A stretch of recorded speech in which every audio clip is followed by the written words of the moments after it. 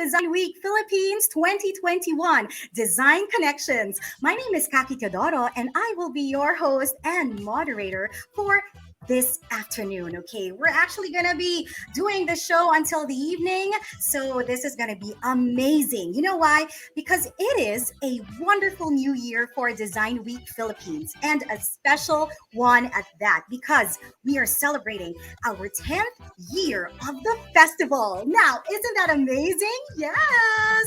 So, before we begin, allow me to thank the partners and friends who have made this historic celebration possible. The Design Center and Design Week Philippines would like to thank the Department of Trade and Industry, our festival co-curator, French Manila, and Pineapple Lab, our international partner, British Council, our creative media partner, Adobo Magazine, our live stream partner, Kumu, our design partner, Canva, and our program partners, NASA Space Apps Philippines, and Fame Plus, Wencelito Architects, University of Cebu Animation, UXPH, Live After Breakfast.ph, Matic Hub, Robbins Design Center, Philippine International Comics Online Festival, Comicat, Design Davao Society, Architecture Design de Oro, and Cagayan de Oro Design Week. And now, to set our Design Week PH experience in motion, let's first hear a welcome message from the Secretary of the Department of Trade and Industry, Secretary Ramon M. Lopez.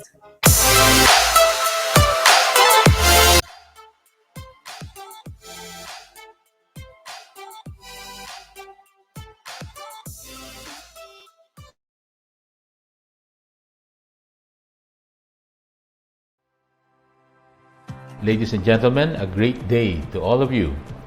I am pleased to be part of today's momentous occasion where we celebrate the 10th year of Design Week Philippines. Spearheaded by the Department of Trade and Industry's Design Center of the Philippines, our celebration this year marks a decade of showcasing the unique creativity and design capability of the Filipino manufacturers and design professionals. Through DCP, we have been organizing fitting activities that create local and global awareness about our local designs to bring in opportunities for economic development towards viable trade benefits. And in line with the new mandate of DCP, we revamped the DWP to also become a creative hub activation platform where new match-ups among businesses, hubs, and sectors are fostered and nurtured. Part of our celebration today is also the launching of the Philippine Design Economy Mapping Study and the first ever National Design Policy. This new policy highlights the key role of design in transforming the Filipino way of life, as well as cultivates and promotes design culture nationwide. It is our priority at DTI to support our creative industries. That is why I am delighted to share with you our successful participation at the Expo 2020 Dubai, where we showcased to the world the Philippine Pavilion. What we did in Dubai was not just merely about setting a stage for Filipino creativity and culture, but also about bringing in trade and investment opportunities into the country that will help us in our economic recovery efforts due to the ongoing pandemic. If there's one important thing this global crisis has revealed to us, it is that one's creativity is crucial to survival. It is our creativity that keeps us productive and prompts us to be innovative. And as you know, for me, creativity and innovation is the one that will make a big difference, one that will set us apart, one that will add higher value to all your creations, to all your products. So I hope through each of our unique creative capabilities, we design a better and brighter future for one another. I would like to congratulate DCP and all our partners behind this year's Design Week Philippines. Let us support our local art manufacturers and designers and continue empowering our design industry. Maraming salamat po at mabuhay tayong lahat.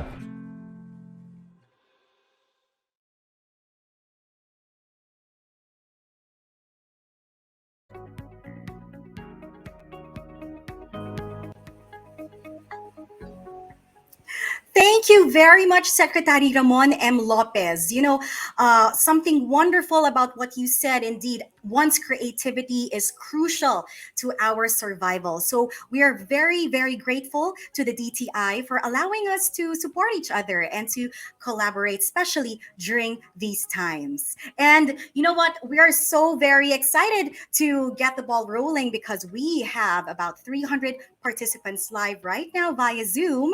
And we are also broadcasted live on Facebook and on Kumu. So we have a lot of live streaming platforms available for everyone, whichever you prefer. So we hope that you can also participate in our upcoming games. Okay, I kind of gave something away, but before we proceed to that, we are also very, very honored to have the representative of the 4th District of Pangasinan, Congressman Christopher Toff de Venecia.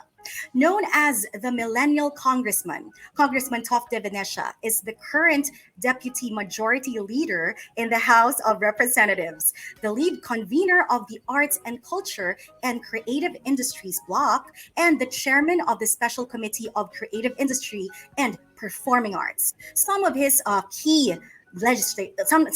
noted key legislations rather include the Philippine Creative Industries Act, which outlines policies that support and promote the creative and cultural industries, and the Freelance Workers Protection Bill, which supports the freelance industry sector and protects the welfare of freelance workers in the country.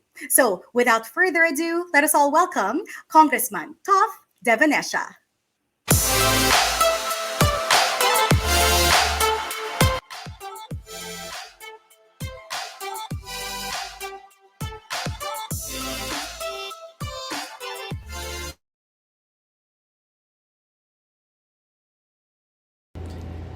Good day, everyone. It is truly an honor to be here celebrating 10 years of Design Week Philippines with all of you, albeit virtually. Before I begin, I would like to congratulate Design Center of the Philippines for reaching such a milestone with Design Week Philippines, and I'd also like to extend my gratitude for inviting me to open this 7-day celebration of design. As a creative myself, I fully support initiatives that allow us to build our creative and design community while also celebrating the excellent work of our local talent. To me, Design Week Philippines is just that. It breaks down silos of how we used to define design, creativity, and innovation. And it forges an avenue where designers, non-designers, creatives, non-creatives, basically everyone to come and learn from each other, fostering collaboration and community, and essentially strengthening our design and creative ecosystem. This year's theme of Design Connections is fitting as we explore how the interconnectedness of various design innovation ecosystem players contribute to a flourishing design landscape and the development of the design economy of the Philippines. I think it's high time we recognize that design is a catalyst of industries not limited to the arts and aesthetics or design-intensive sectors alone. Instead, design, its practice, its discipline and skills, such as design thinking, can be used to pivot and guide a myriad of industries to competitiveness. Our designers and design thinkers who contribute to different industries both inside and outside the country should be considered as indispensable human capital that can help launch our national economy forward.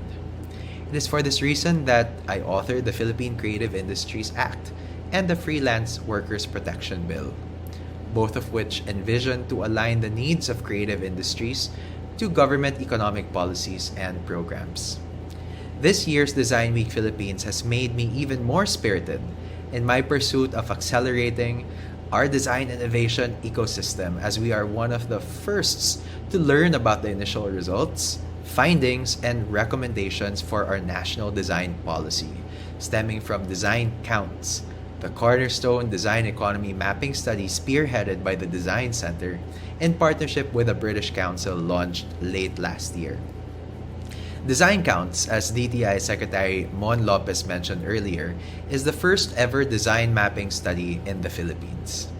For the past year, we have been hard at work with the British Council, Nordicity, Bayan Academy, and Dr. Anna Wilcher as our advisor to engage professionals from all over the country to take part in the various research activities from survey, workshops, and interviews that aims to explore how the design innovation ecosystem works and shed light on the products or services that local designers are able to export, the type of employment opportunities that are available to them both inside and outside of the country, how they use design, how much revenue they are able to generate, and ultimately unraveling the value of the design sector. This research was launched in 9 cities across all major regions: Marikina, Makati, Quezon City, Taguig, Baguio, Pampanga, Cebu, Davao, and Cagayan de Oro. Over the years, Design Week Philippines has always shown immense support for these cities and their design journey as they are part of the Philippine Creative Cities Network. Design Week Philippines and Design Center have always found avenues to provide them with a platform where they can collaborate and synergize with each other, and now, through Design Counts, we were able to tap them again to help us get rich data on the progress and innovation system in both design hotspots and emerging design cities. Currently, we are at the final stages of the study, and we would like to share with you some of the interesting and insightful points that we have so far discovered. I would not want to get ahead of the presentation, but the initial results alone have already been enlightening. It affirms some of our theories and speculations going into the project, and with the data we have so far, it has managed to give us a weighty perspective on our strengths and national identity in the context of design, which we hope to leverage in globalizing Philippine design as the study moves further. So to get your data hats going, just wanted to share some fun facts from the research team. 352 grueling days of data strategy collection and analysis. 78 hours of huddles with the research team. 25 workshops delivered with 66 hours of virtual consultations and discussions. 634 ecosystem players sat around our virtual table from across 7 regions of the Philippines on themes like design practice, design support, design education, design policy, and the future of design. 960,460 people reached by the social media content developed to engage the Philippine design community. I am excited for the day that we are able to join the list of countries that have embraced design and their nation's design identity to add value to their national economy. Countries like the United Kingdom, Denmark, Singapore, Finland are sterling examples of how an evidence-based, people-centric, and inclusive national design policy can affect positive change, and I am confident that with our relentless efforts, we can move forward and join their ranks. I cannot think of anything more fitting to welcome the 10-year celebration of Design Week Philippines than with this. I hope that as we go through this design talk and the days ahead together, we are inspired by the great efforts and remarkable potential of our peers and use it to fuel our momentum as we ring in a new age of Philippine design. Thank you, and always remember, the future is creative.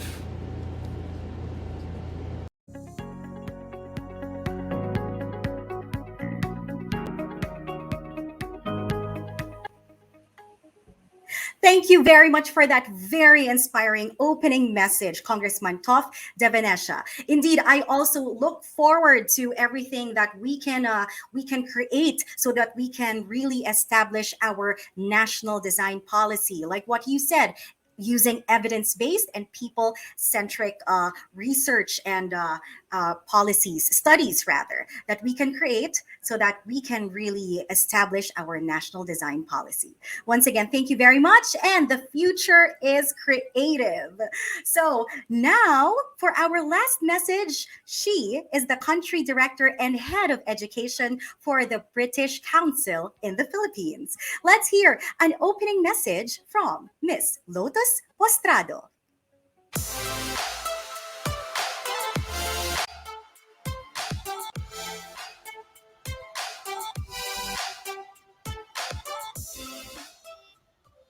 Thanks, Kaki. A warm welcome to everyone. I'm really happy to be part of the 10th year of Design Week Philippines, and congratulations to DCP. Thank you for this opportunity to speak today and join the celebration. DCP has been one of the British Council's key partners since 2017, when it jump-started the Philippines' agenda to grow its creative economy at the ASEAN Creative Cities Conference and Exhibition. They have not only been a partner, but a real ally for our cultural relations work in the Philippines. Through our co-funded creative innovators under the Southeast Asia Creative Hubs for Good program, we have directly reached over 12,000 artists, creative entrepreneurs, and community leaders with DCP, enabling them to work to become more recognized by society, more sustainable, and more impact-led. It was this building of trust and understanding over time that led the British Council to be part of Design Counts, as supported by our connections through culture in East Asia. This program aims to underpin the development of new connections and long-lasting collaborations between the UK and the world. Design Counts is a pioneering research project to develop the Philippines' first national policy for design. It aims to understand the valuable contribution of design to fast-growing creative economies like the Philippines, while identifying opportunities for international collaboration and exchange. The study will inform policymakers to craft strategies that drive innovation, sharpen national competitiveness, and uplift the Philippines' design economy to a global scale. This is actually really exciting for us, as in the UK, design is one of the drivers, not just of the creative economy, but of the country's innovation. A lot of the strategies developed in the UK are grounded on research and evidence-based policy making. In 2018, a report found that the creative industries contributed 211 billion to the UK economy. I congratulate the Design Counts team, the Design Center of the Philippines, the research experts from Nordicity, and a London-based creative economy consultancy, Bayan Academy, which is known for their social enterprise work in the Philippines, and Anna Witcher, Head of Policy, PDR International Center for Design and Research, who has conducted the design ecosystem studies in Wales and Scotland and was tapped to deliver this mapping study. And of course, my colleagues from the British Council in the Philippines, Lai, Mark, and Henry. You find today's session informative and useful in your work. I do hope you come out of this session with better understanding of contribution of design industry in the Philippines' growing creative economy. We are grateful for everyone for sharing your time today, and thank you very much. Good evening.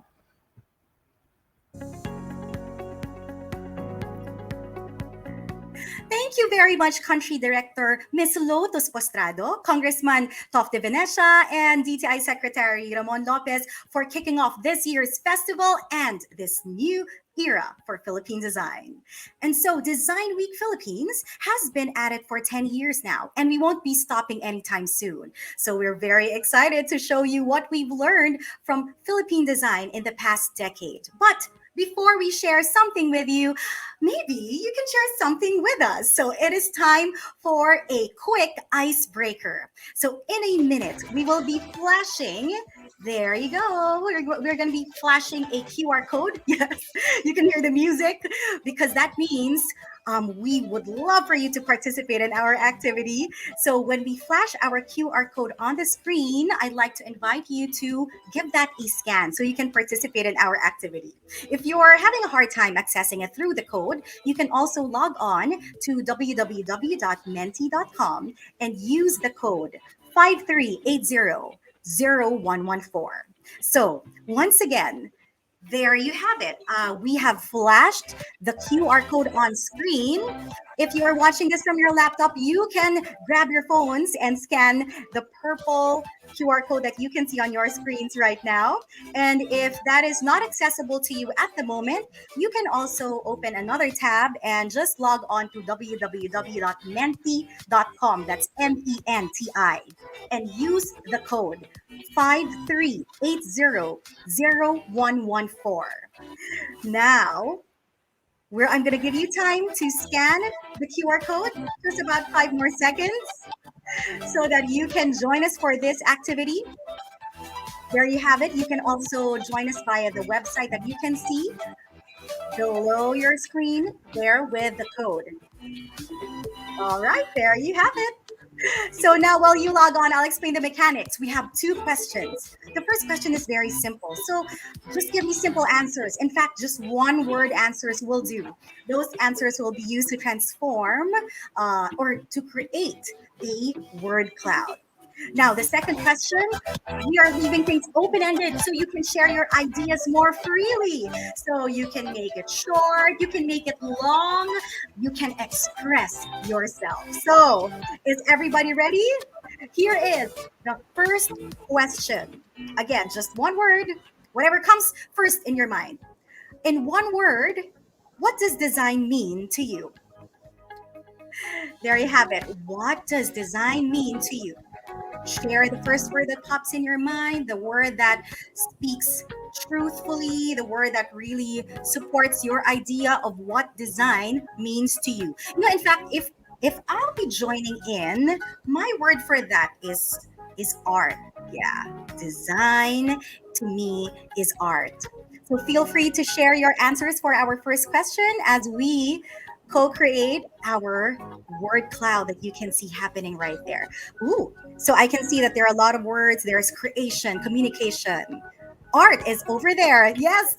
Life. Design is life. Oh, that's beautiful. Design is future. Design is beauty. Design is a lifestyle. Oh, perfect. So, what does design mean to you? I know that we have over 300 participants in Zoom right now. So, we would love it if you can place your answers. If you're watching us on Kumu, and also on Facebook Live right now. You can also join in. We would love to see your answers as we create this word cloud all together. So now let's move on to our second question. What is your wish for Philippine design today? Yes. So now this time you can share your answers, whether it's short or it's long. If feel nyo magsulat ng essay dyan, why not? I am giving you free reign to express yourself. Thank you. We have, there you go, Philippine design. Your wish for Philippine design today. We have creativity. I'll be reading a few of the answers over here. To be more accessible and inclusive. Beautiful. To thrive and impact more people. We have the same wish for Philippine design today, in fact. And oh, this is beautiful, for equal representation for creators outside of Metro Manila, so that it's not just Metro Manila centric. Thank you for that insight. There you go. And then if you have any other answers for our second question, once again, feel free to share that. We would love to hear your thoughts. For it to prosper, for it to be recognized, for it to survive. There you go. And to flourish. Beautiful answers. Thank you very much, everyone. And oh, now this is something that is so poetic. To be uniquely universal. Now, how poetic is that? Thank you to whoever shared that. How beautiful is that? A design that shows culture. Yes, of course, to showcase our culture through design. Thank you. That is something that I love as well. And so if you have any other questions, you feel you don't have to just answer one, okay? If you want to add more sentences, feel free to do so. Yes. Thank you very much once again. And for those of you who are tuned in, we are live right now on Kumu. We are streaming on Kumu as well as the Facebook page of DTI Design Center. Thank you very much. Now, we're going to move on to to our amazing lineup. And once again, I would like to say thank you to everyone for sharing your thoughts with us. If you still have thoughts and would like to share them as we continue with the talks, and you're inspired suddenly and you still want to add more to the second question, sure, why not? Just go on, and we would love to see that later on. Hopefully, that exercise is really making you feel engaged. Thank you very much once again, everyone. And we have an amazing lineup. We have an amazing program lined up for you this year. We have talks, we have workshops, we have master classes from a variety of players in this big bad world of design. So, we at Design Week Philippines believe that design is everywhere and for everyone. The future of design is in our hands. And so, if you would love to know more about all the activities that we have planned for you for Design Week, which starts today, Monday. You can be part of the design. You can celebrate Design Week Philippines. Feel free to scan the QR code that you see on your screen right now. Yep, that's that yellow QR code. You can sign onto that and see every activity that we have for you this day. Okay? And if you are on your social media pages right now, I would like to invite you to post about Design Week Philippines. Remember to use the hashtag Design Week PH 2021. Again, that's hashtag Design Week PH 2021. And since I was sharing that, you guys, if you're on your phones right now, and you weren't able to catch the QR code earlier, you can also just log on to the Instagram page of DTI Design Center. You can go to Design Center PH. In fact, it says there, Monday to Friday, we have amazing talks from 5 p.m. to 7 p.m. So if you can block off those 2 hours this entire week, we want to encourage you to do so, okay? So if ever you're going to be seeing the calendar that we have for you, I'm literally scrolling right now, the calendar of activities that we have. Today, we're starting with design counts, and tomorrow it's going to be investing in design. We're also going to be having design for every day on Wednesday and design education for kids. That's going to happen on Thursday. Okay, and also on Friday, we have a design masterclass. So everything you can be accessed as well by Instagram and, of course, the Facebook page of DTI Design Center. So it is everywhere. We would love for you to join us every single day this week. So, muli, maraming salamat. Now, before we move forward into the new decade, we must look at what design looks like today. What is the current landscape of Philippine design? Who is affected by design? And how can we develop a stronger design economy? So we answer these questions and more in today's talk. Design Counts, a first look at the state of Philippine design. So I know everybody is ready. In fact, we are in partnership with the British Council. The Design Counts is the pioneering design economy mapping in the Philippines. It is a study to analyze the economic contribution of the design industry by mapping the design innovation ecosystem of the 9 cities: Makati, Quezon City, Taguig, Marikina, Baguio, Pampanga, Cebu, Davao, and Cagayan de Oro. In fact, Congressman Top de Venecia mentioned this earlier as well.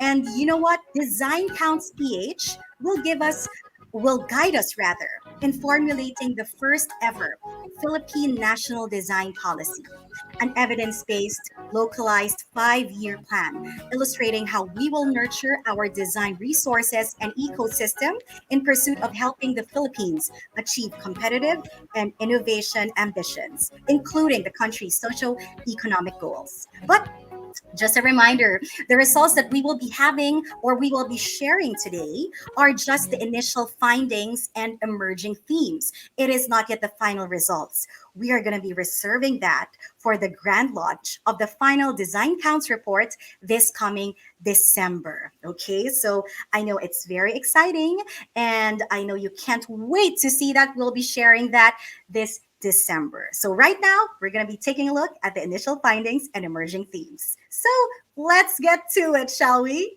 Let me introduce our first speaker.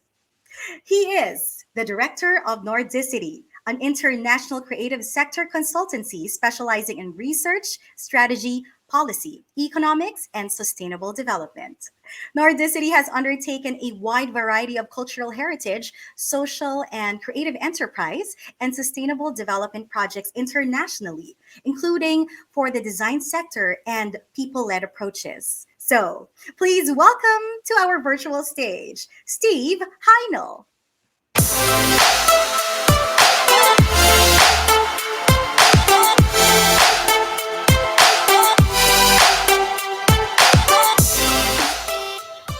Hello, Steve. How are you doing today? Hello, Kaki. Very well, thank you.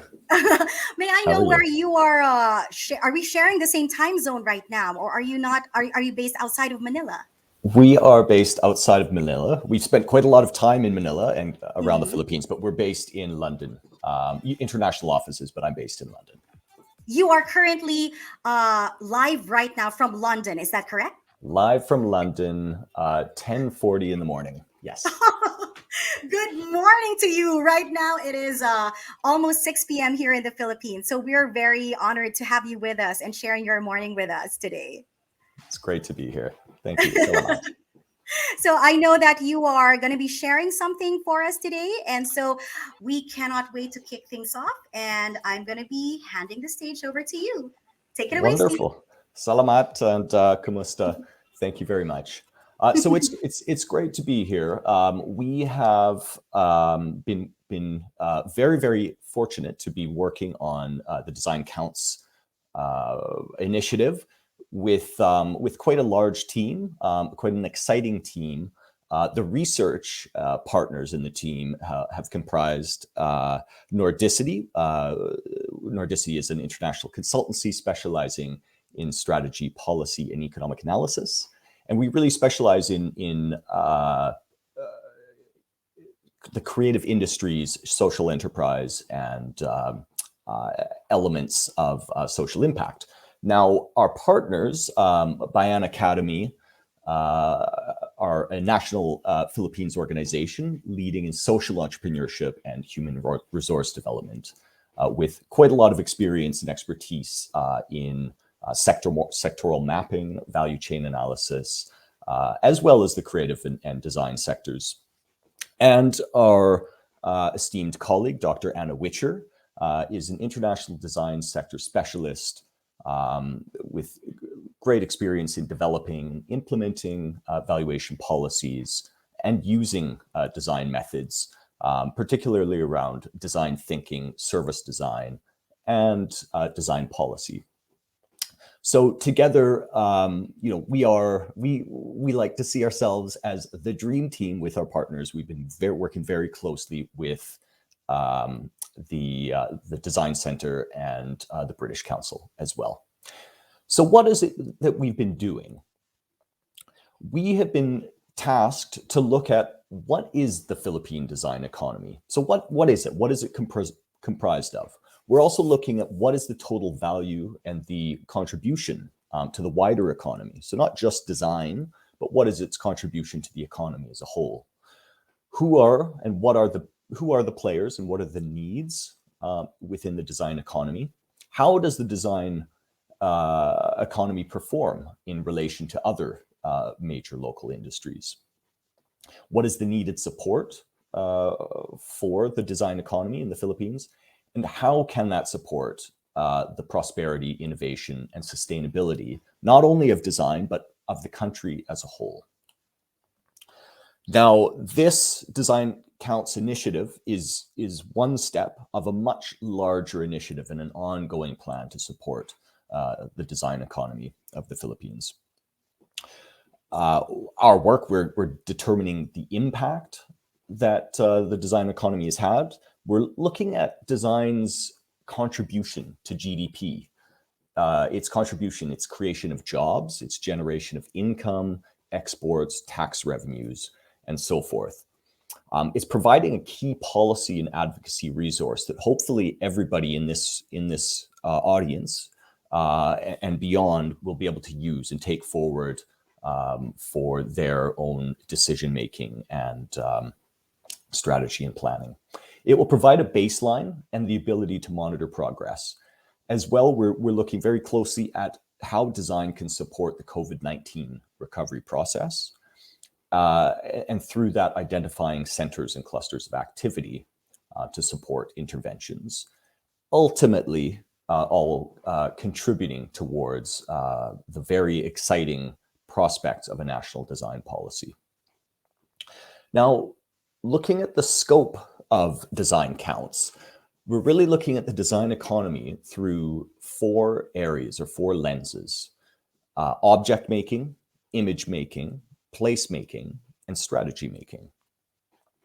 And when we talk about the design economy, we're not talking limited to the design sector. We're talking about the design sector plus everywhere else that design contributes in other industries. So we're including design occupations in other non-design sectors. This makes mapping the sector and assessing its impact, quite challenging, but it's an exciting challenge and one that we've been all too excited to embark on. As mentioned before, the Design Counts has a focus on 9 cities, but it's truly a national initiative, and it is across the Philippines. So although there's a deep dive in 9 cities, the study itself is truly national, and we have great coverage across the country. Now, we're working very much in the context of key policies and the existing sort of landscape. This includes things like the Philippine Creative Industries Development Act, the Innovation Act, the Innovative Startup Act, and the Design Competitiveness Act, amongst other initiatives. Now, how have we gone about to do this? We have really started, or we've really been looking at the design economy through 3 key stakeholder areas. This includes the design level. Now, on the design level, that would comprise of designers and artists. It would include the design enterprises or the businesses and organizations, as well as design workers, staff, employees, students, and so forth. The another group of stakeholders are the institutions. So on an institutional level, this would include all of the industry associations, the trade bodies, the groups, the networks, informal networks, as well as the institutions that might comprise education, so universities and colleges, as well as hubs. And we know many of the creative hubs that are celebrated across the country. And then thirdly, on a public level, this includes the government departments, local authorities, and also relates very closely to the policy level. So we've been working through quite a significant document review, literature review, desk research. We have had a large survey, National Design Count survey, which went across the country, where we're very pleased to say we have received 1,126 survey responses. Now, this includes, this is after responses have been cleaned and harvested and any duplicates and so forth removed. We've undertaken a number of workshops, but in particular 4 stakeholder workshops. We've held 9 focus group discussions. We've held a number of interviews for design situationers and leading to 9 area-based situationers. We've also held 2 national policy workshops, and we've incorporated international best practices and comparative analysis from well over 12 international jurisdictions that are leading in design. The project has also included an internal assessment of the Design Center of the Philippines, and all of this is being analyzed together through a number of different methods, including dynamic mapping, economic impact analysis, as well as social impact, strategy and policy analysis, situational analysis, and ultimately leading towards a reporting and publication that will have a strong legacy and can be put forward to action. Now, we'll just have a sneak peek at some of the survey findings. What we'll next be able to do once the survey findings and the other elements of research are done, we will then go forward with developing the economic impact and assessment of the contribution of design's contribution to the Philippines. Now, the survey was truly national in form. It had 46% of responses came from outside the capital region. 39% were individual designers. 50% were female. 6% were disabled. 5% preferred not to say. 7% worked in design from outside of the design sectors. So that dynamic mapping approach, where does design fit into other parts of the economy?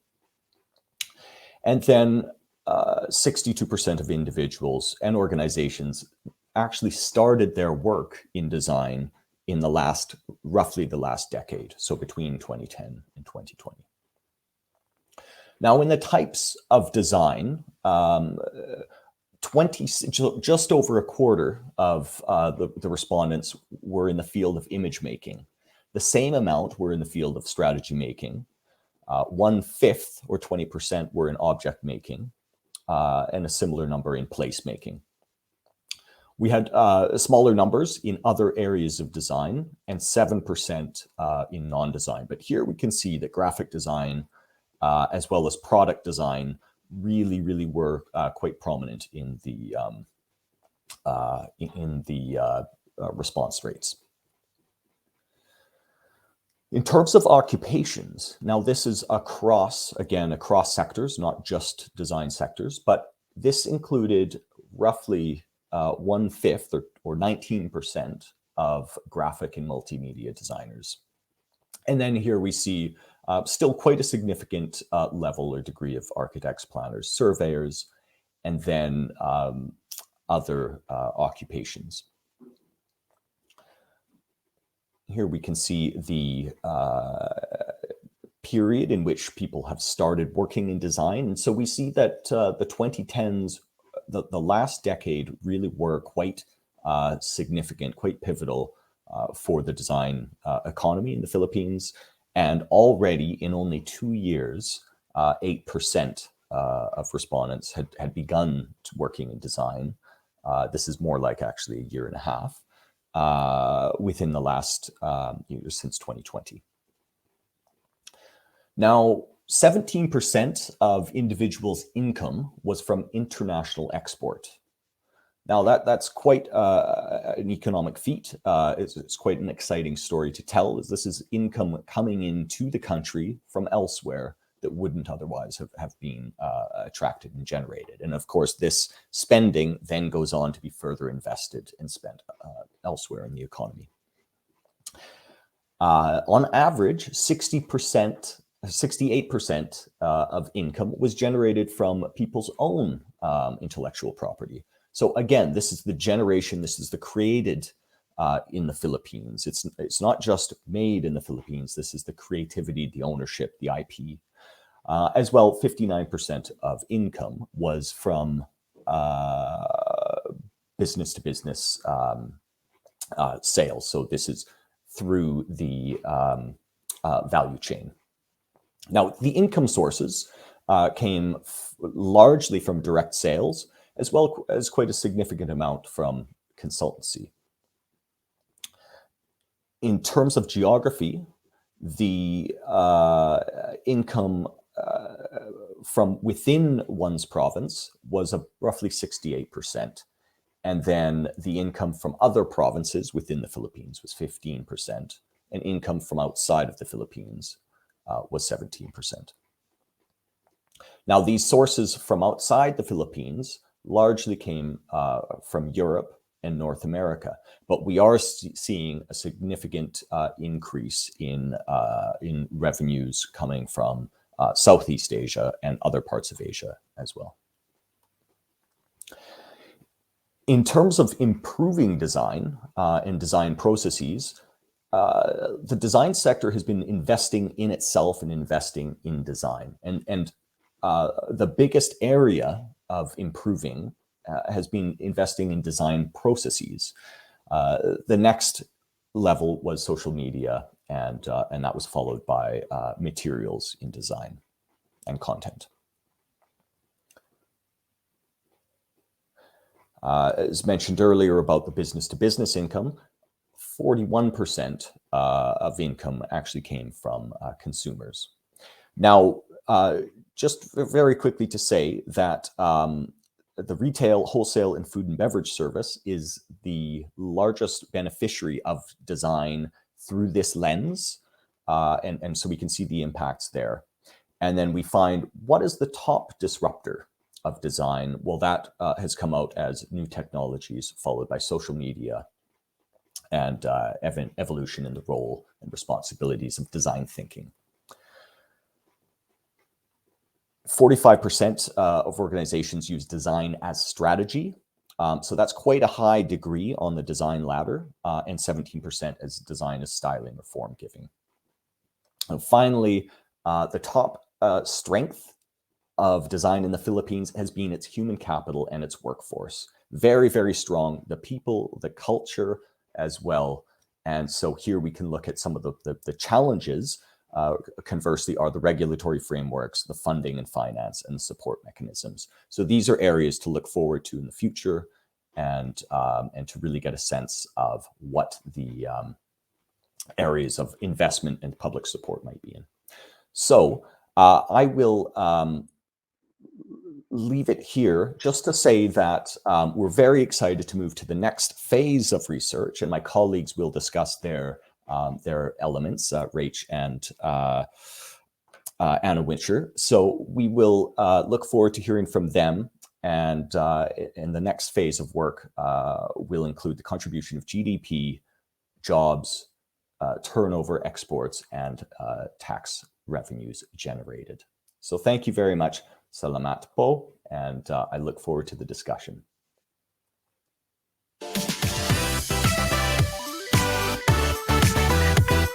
Thank you very much, Steve. I know that was just a sneak peek, but wow, how very enriching indeed.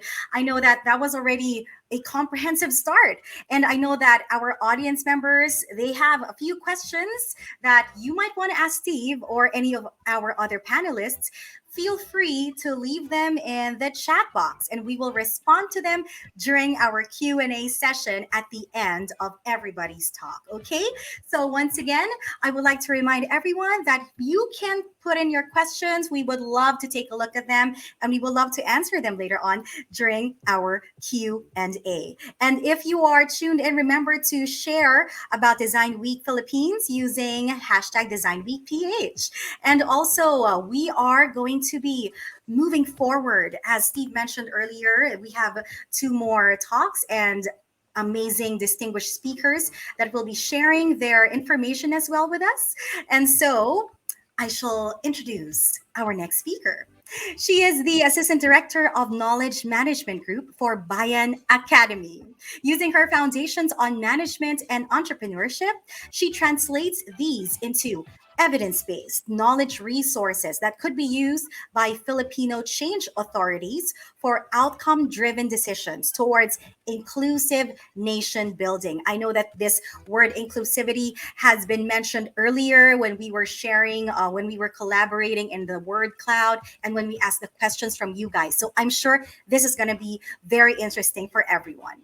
You know, her work dealing with both executive leaders and grassroots beneficiaries enables her to recommend programs and policies that are grounded on Filipino development and culture. So, without further ado, please welcome Reich Carlos.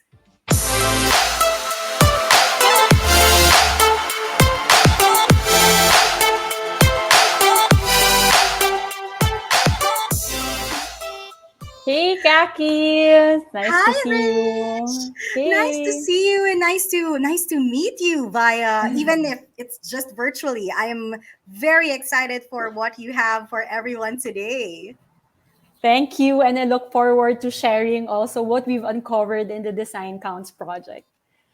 So, you are with Bayan Yes, Academy. That's correct. yes, yes. How when was this founded? When was this created? So Bayan Academy was founded 13 years ago. But I recently joined Bayan last year, a month before pandemic. So I was with them throughout the experience of panicking, what's gonna happen, and like um, slowly transitioning to this new normal. So Yes, yeah. it must have been wow. It seems like perfect timing because really you took on both the challenges and also the experience of really transforming the world, via design and via Bayan Academy, right? Yes, and of course, as a research Mhm. as a research person, we also had to transition on how to do research because mostly we Mhm. dealt in field works, like we really went to the communities to do interviews and to do FGDs. But now it's Yes. all happening online. So, there are perks and also cons in it, but we're happy to do this but anyway. Ari, may I ask, are you able to do community research already? Were you able to visit communities right now or recently? No, Not not yet. yet, not yet. Yeah. Mm-mm. So most of Hopefully it's soon. still Zoom. Yeah, hopefully soon.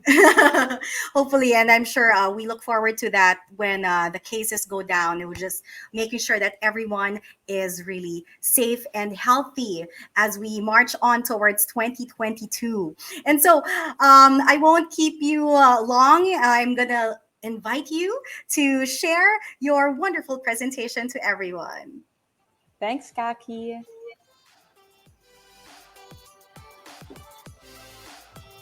Okay.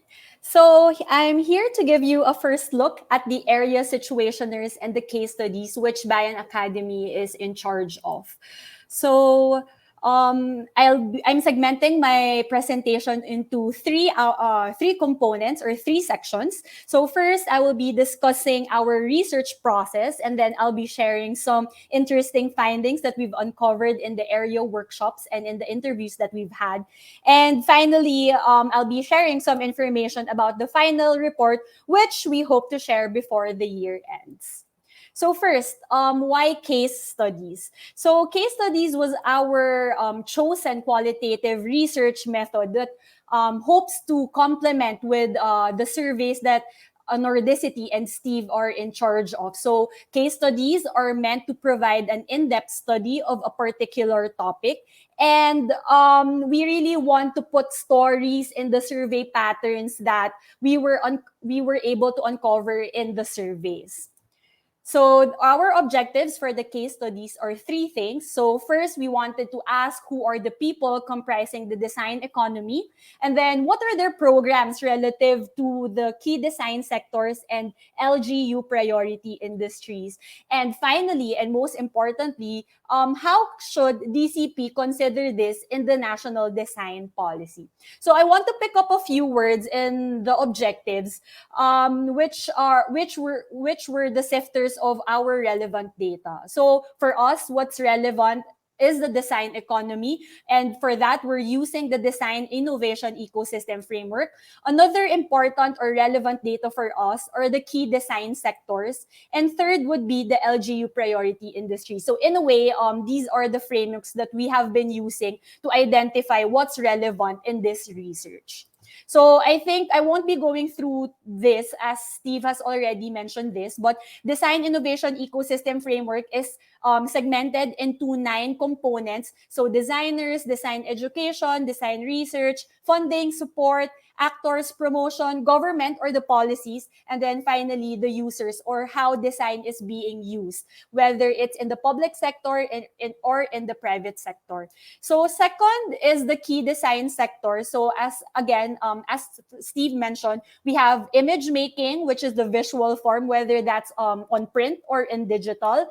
Object making is the actual products. So that's craft, fashion, textile, furnitures. Placemaking, as the nomenclature suggests, involves architecture, interior design, and urban design. So collectively, the strategy making or experience making kind of builds all of these together. So third is the LGU priority industries. And as mentioned, we are dealing with 9 LGUs, which are shown on the screen. So in terms of our process, so first we had an interview with the DTI or LGU official. This was conducted because we wanted to determine the priority industries per area. So the priority industries per area are important because DCP is an attached agency to DTI, and we all know the mandate and the functions of DTI. So we deemed it important to interview the DTI or LGU official.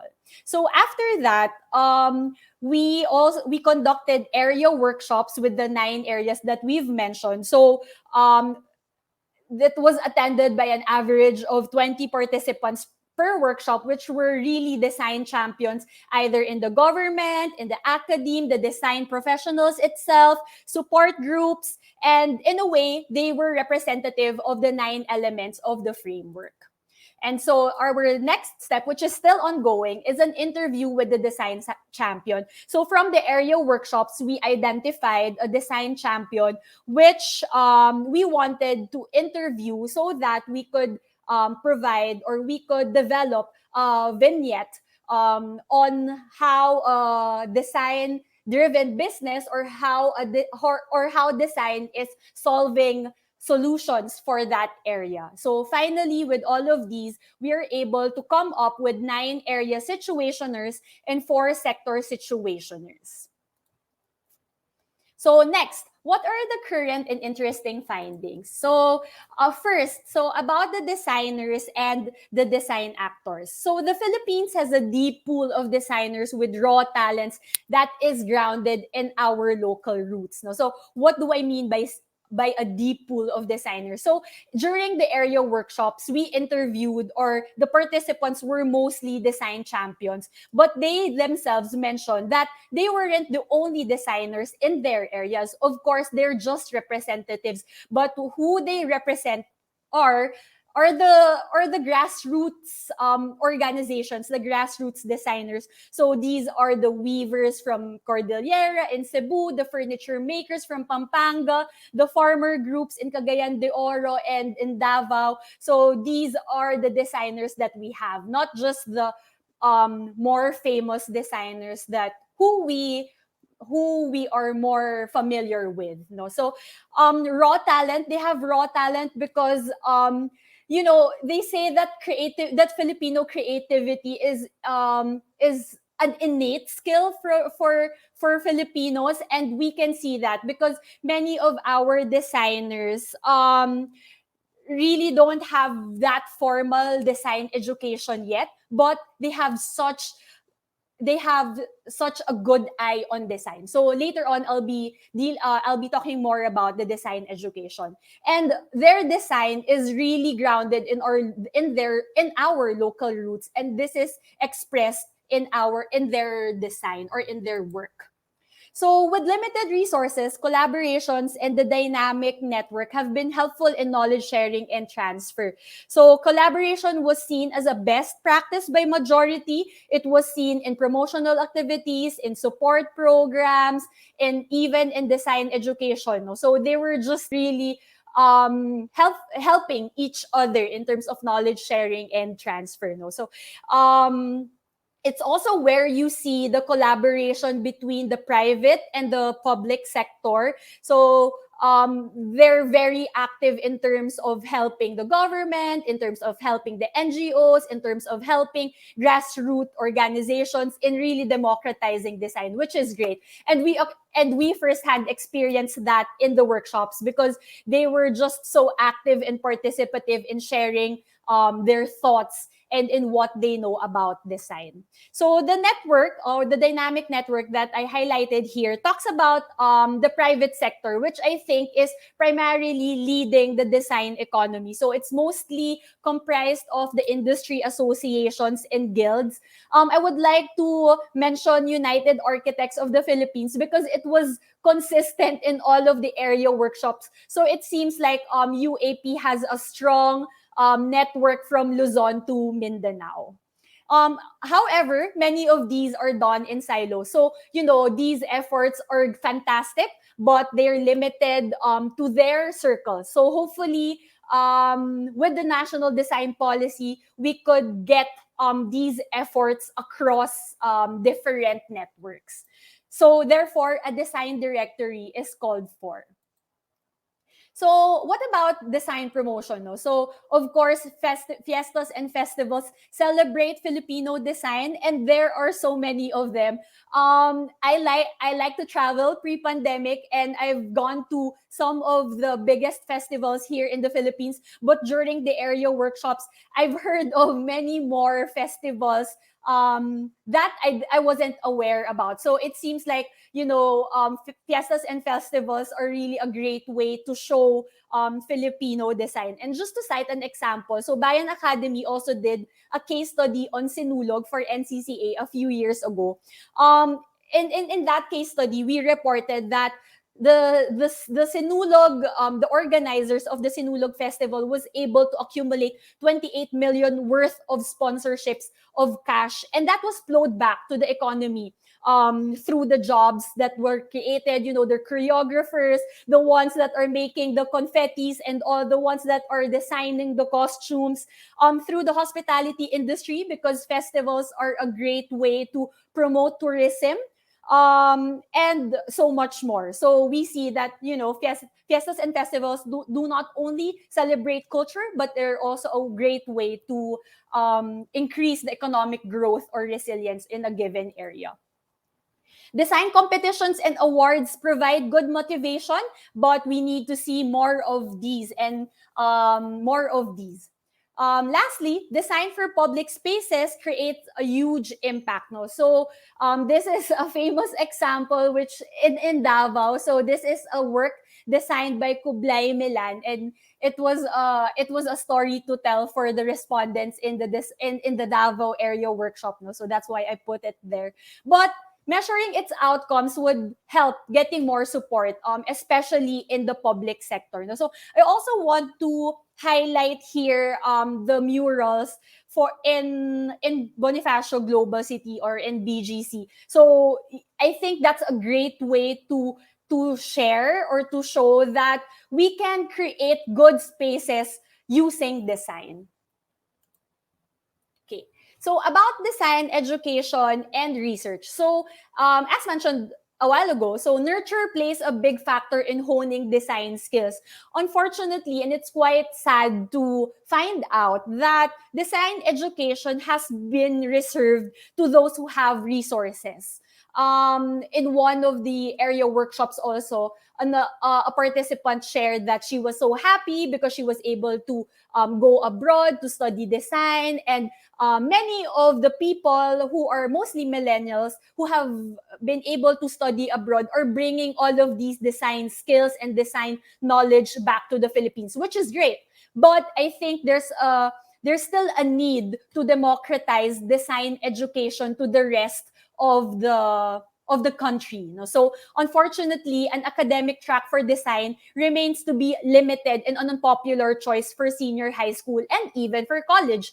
And talent-based scholarships should be promoted. What do I mean by this? So schools would usually offer scholarships based on those who have rated high in science and math. But we don't hear a lot of students getting scholarships because they have a good eye on design. So I think talent-based scholarships should be promoted. And in a study by PEDS in 2019, only 0.8% of schools offer an arts track for senior high school. So I think this is quite a red flag for the economy, for the design economy.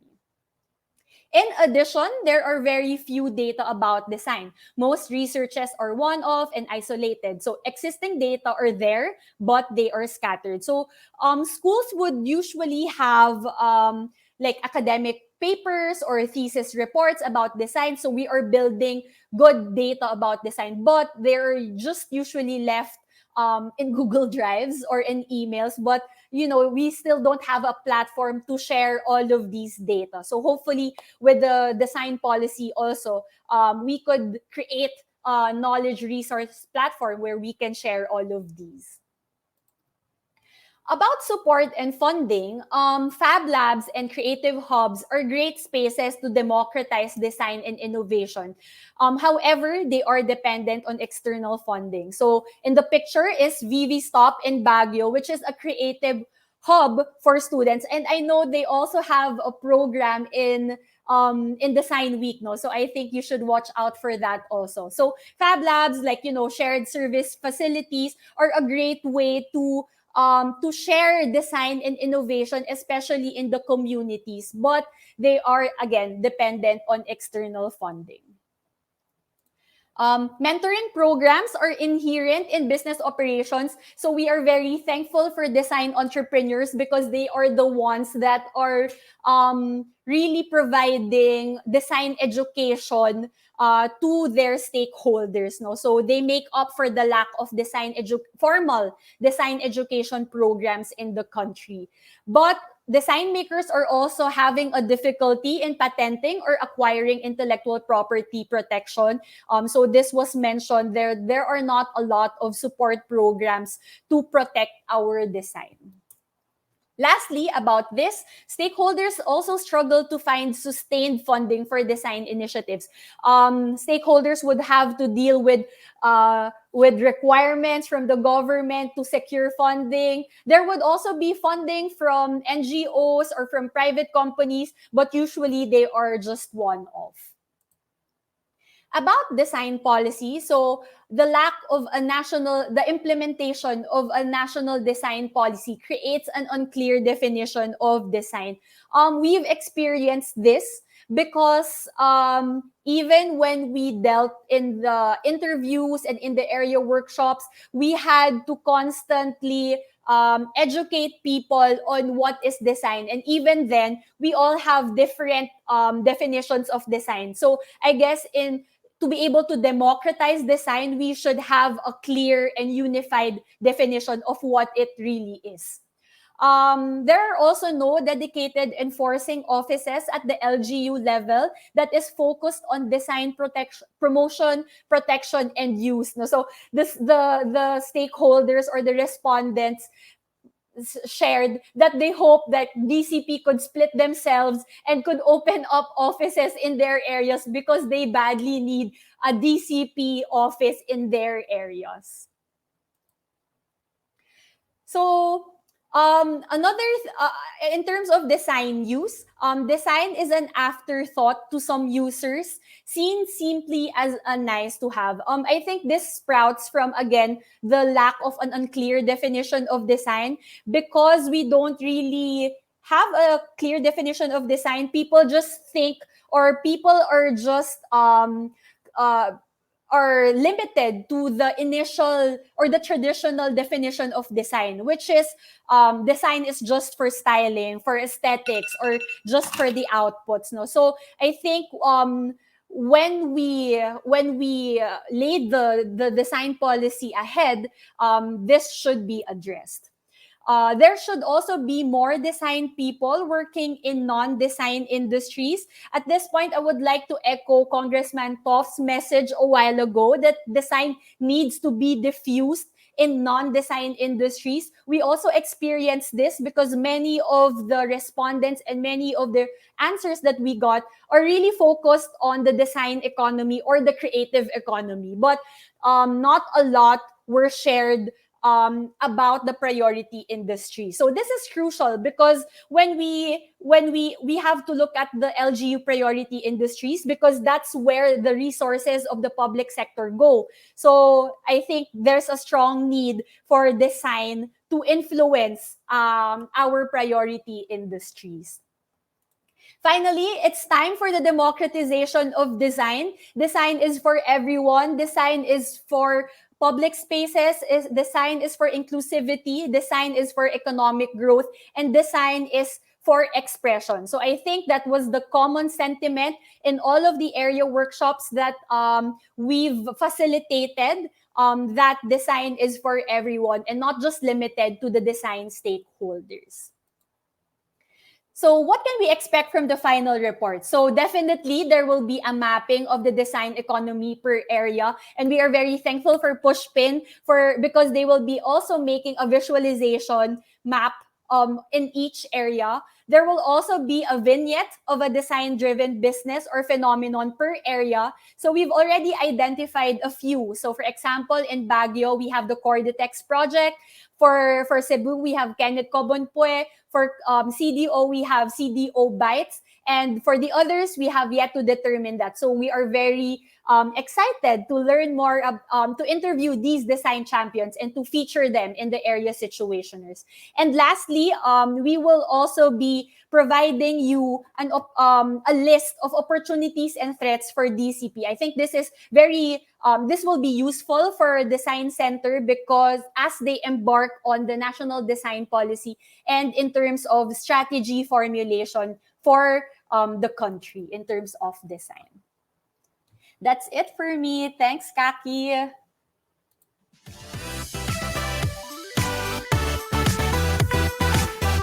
Well, thank you very much, Rach, for enlightening us with your talk. And, as much as it is enlightening, I'm sure that it already echoed a lot of things that we already know, especially when you were sharing about design education, design funding and support. I know that I am not alone in this. I know many of us were nodding our heads in agreement as you were sharing the results of your survey, of your case study. So thank you very much for that. And I'm sure that to all of our members of the audience, whether you are watching us from Zoom, Kumu, or on Facebook Live, I know that you have a number of questions that you would like to ask Rach. And so if you have your questions, feel free to leave them in the chat for us to answer during our Q&A at the end of this session. So once again, you can leave that in the chat box and we will get on to answering those questions at the end of everybody's talk. Okay, and remember, you can post about Design Week Philippines with the hashtag Design Week PH 2021 and also the hashtags 10 years of Design Week PH and hashtag Design Connections. Okay, so everyone, let us end strong with the last of our speakers for today. It is really an honor to have her with us because she is the Associate Director of Research and Professor of Design and Policy at PDR, International Center for Design and Research at Cardiff Metropolitan University. She leads a multi-million-pound portfolio of research, knowledge transfer, and commercial projects on design in the public sector. She has also supported various government departments around the world to integrate design into their ways of working. And she is one of the European Commission's expert reviewers on user-centered innovation. And here she is with us today. So please welcome Dr. Anna Witcher.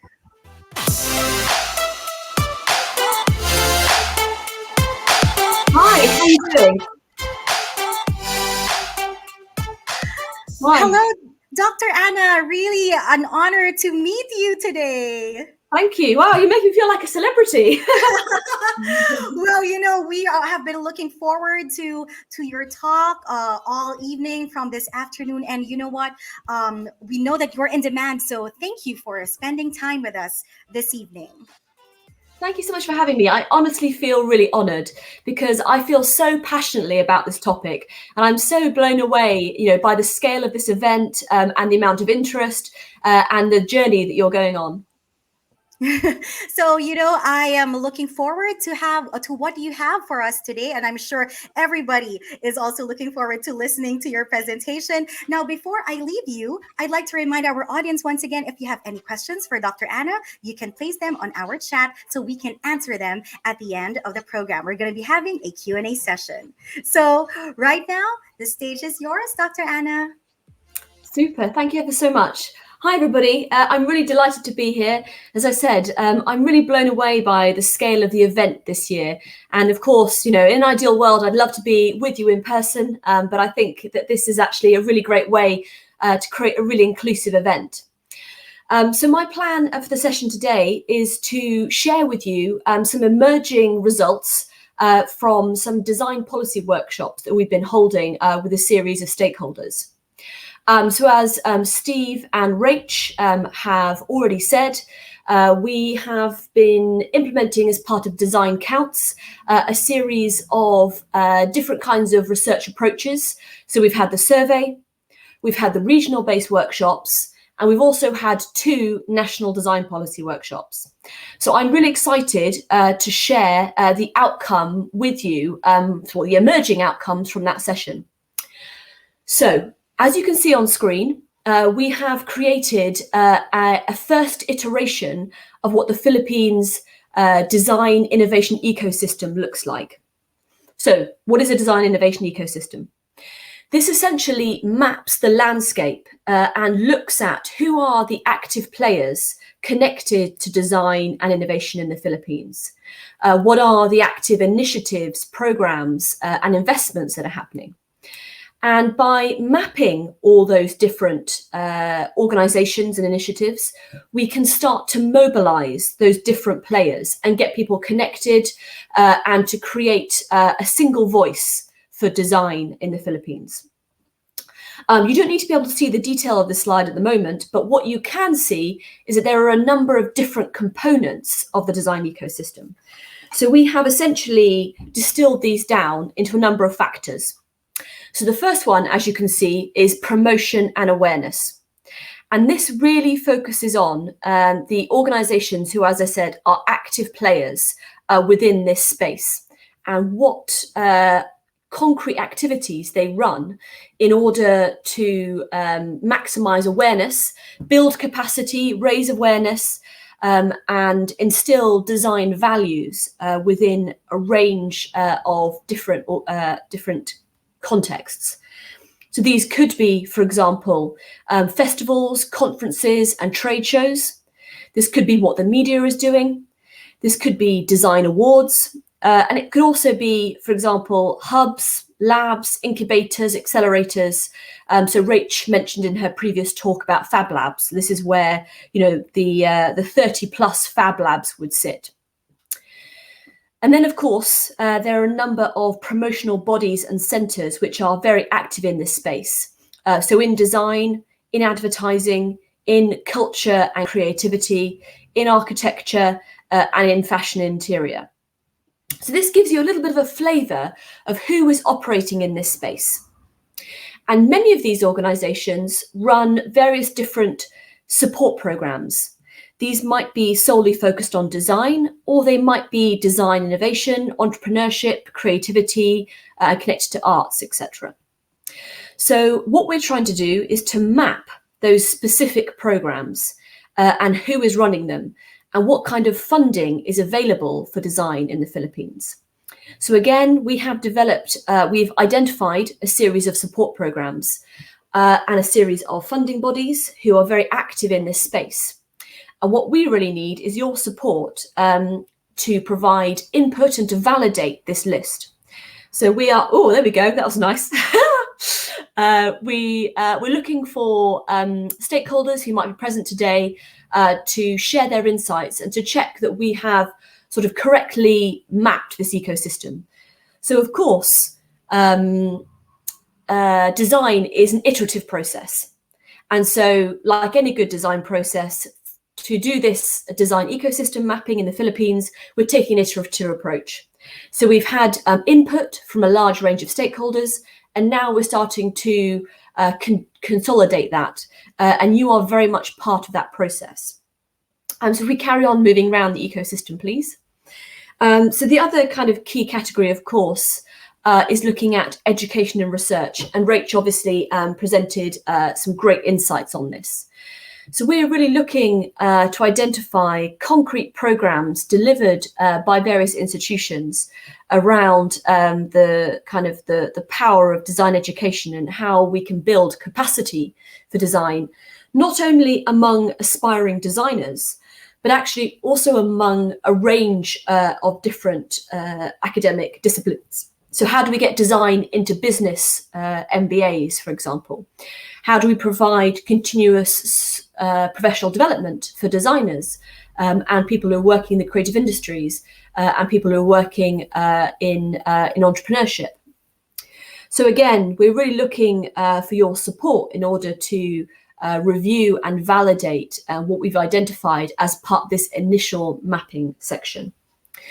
Great, so if we carry on moving around. Another really key, crucial part of the design ecosystem is, of course, the design sector itself, and the fact that the sector is slightly fragmented. There's a lot of freelance designers, as we know, designers in studios, designers working in companies, designers working abroad. So that is obviously a very key part of the supply chain of the design ecosystem. And if we move to the last segment, I think it's also very important not to underestimate the power of the public sector in the design ecosystem, because they should be leading by example, and they should be providing inspiration in the way that they commission design through, for example, public procurement, in the way that they support design, like through the Intellectual Property Office, the way they fund design, in education, in business support programs, but also crucially, how they themselves use design. So as I said, they should be a really great example of good practice, raising the bar for the use of design across the country. So there are lots of exciting emerging areas of design in the context of the public sector. So you might automatically think of digital public services and ensuring that digital public services are user-friendly. That is, of course, a key function of design. And it's really important that the public sector hire designers to ensure that new digital public services are user-centered and innovative. But this isn't only applicable to public services. It's also applicable to public policy. So you can't change public services in a country unless you change the approach to policy development. So it's really crucial to start to get design into that strategic decision-making within government. And one of a number of different ways of doing this is through policy labs. So policy labs are multidisciplinary teams using a range of different innovation methods, including design, to innovate the way that public policies and public services are developed with citizens. It's all about creating a stronger link between government and the citizen. And design is a really accessible way for government to innovate with citizens because it's creative, it's engaging, and it can mobilize large numbers of stakeholders. So if we zoom back out to the kind of overview of the design ecosystem, I'm going to take you through, based on those different components of the ecosystem, some emerging policy recommendations that have come out of the 2 design policy workshops that we've done at the moment. So, of course, this is purely based on the workshops and the insight that we've done as part of these workshops and the mapping exercise. But this will, of course, be supplemented by the findings from the survey and merged with the area-based workshops. So we're now at that kind of consolidation phase. And for those of you who are interested, we're very much keen to have feedback and to validate these emerging findings that we have developed. So I'm just going to give you a little flavour in the time that we have left of the kind of things that have come out of the design policy workshops. So under the category of promotion and awareness, there was a very strong sentiment from the participants in the workshop for the need for a national design campaign. Now, national design campaigns have been used around the world. You might have heard of initiatives like the World Design Organization's Design Capital. So, for example, there was Helsinki World Design Capital, and Valencia in Spain will be World Design Capital next year. And these are large-scale campaigns where the government has invested money, and very often that's match funded by other stakeholders, to really raise awareness of the value of design at a societal level, to engage the public more actively in this promotion campaign, to communicate, as I said, this added value of design to various different stakeholder groups, and actively get them participating in design challenges, design exhibitions, and other types of design initiatives. Another example would be the Year of Irish Design, which was a one-year promotional campaign, which was funded by the Irish government and industry in Ireland to the value of 10 million euros, to create more than 100 public events in Ireland, and the same number again abroad, to engage the public at home and abroad in various design initiatives, to really demonstrate, why we should be asking for more user-centered solutions in society. So that was a key recommendation that came out, a national design campaign, but also some sort of design repository. And I think Rach has alluded to this. So a platform that can be owned potentially by multiple stakeholders to share resources, such as case studies of the impact of design in different segments, different sectors, different contexts. So the impact of design in a product context, in a service context, in a strategy context, and potentially even in a policy context. To share research, data, and evidence, and to, as I said, create this bank of evidence that can be drawn on by multiple different design stakeholders, to create this evidence of what the impact is of design in different contexts. Then if we think about that support and funding category, it's really important to conduct a more extensive mapping of existing innovation programs, which are run by government, but also, of course, a wider cross-section of organizations, and assess whether design could be integrated as an eligible component of these programs. So it's important to have both dedicated design programs, such as, for example, a design voucher scheme, which I'll come on to in a minute, but also to get companies who have never really thought about design to think about design by writing design into the eligibility criteria of mainstream entrepreneurship and innovation programs, so that companies that, as I said, never thought about design have to actually look at it as part of the criteria for accessing government programs and support. And this really mainstreams design in the kind of broader awareness of companies, because suddenly they need to look at, well, actually, what can design add to my company in order to access this government support? Separately, it's also important to have dedicated design programs. And one example is design vouchers. And for example, this has been very successful in a number of countries around the world. And we've worked in Scotland to introduce a £5,000 design voucher for companies who had never used design before to invest in design for the first time. And at the beginning of the programme, I was a little bit sceptical because I was worried that a small amount of funding would mean that the design projects were limited to certain categories of project only. So, for example, just branding or just web development.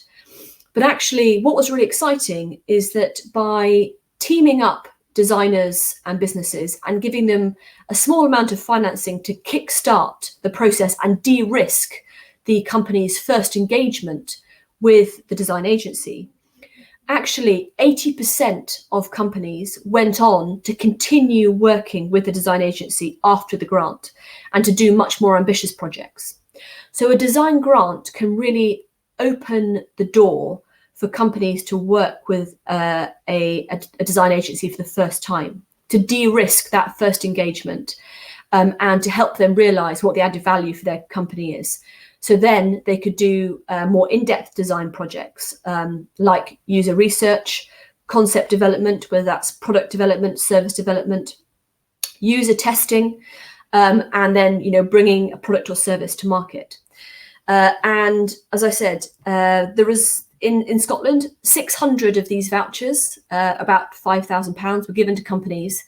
And they were able to then carry on, as I said, working with the design agency beyond the life of the project.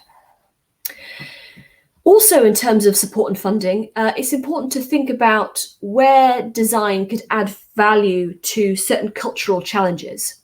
So there was a recommendation from a number of people there's huge support for the idea of using design to address social thematic challenges in the Philippines. So, for example, what is the future of agriculture? What is the future of transport? What's the future of food? What's the future of household waste? And implement a kind of large-scale demonstrator project to see how design can actually mobilize a large number of stakeholders to address these kind of social challenges, and as I said, take a more user-centered approach to innovation. So this idea of designing future society and taking a challenged base approach. So that was another exciting idea which was suggested. And then moving on to education and research, there is a big thematic area around the future skills agenda. We know the skills of the future are different to the skills of today, but I truly believe that creativity and design are crucial to those. So how can we tap into the government's future skills agenda and explore how design can be integrated into future-proofing the skill set of the future of the Philippines? So, for example, developing new curricula for design in schools and higher education institutions, promoting multidisciplinary design education. So that's not just about churning out new design graduates, but actually inserting design as a module within business schools. So it's part of business, sustainability, and a whole range of other different academic disciplines. And then, of course, creating a series of career pathways for design graduates to make sure that they are achieving what they can achieve in society and in business. And then connected to the idea of the Designing the Future of Society and also the National Design Campaign is to organise a series of design competitions. So these could be on, again, social thematic challenges like the ones I mentioned previously around future of food or future of household waste, and getting students in schools, but also universities, to learn basic design thinking techniques to challenging these kind of entrenched approaches and rethinking the potential solutions and engaging them in more creative processes. So that kind of links up a number of the different recommendations that were made as part of the workshops. So future skills agenda and design competitions for schools and HEIs. Then moving on to the design sector itself, it's important to build on the great work that's already happening and to instigate a wider continuous professional development program for designers, but also for a range of other stakeholders. And this could be, for example, the Design Thinking Academy, which the Design Centre is already exploring.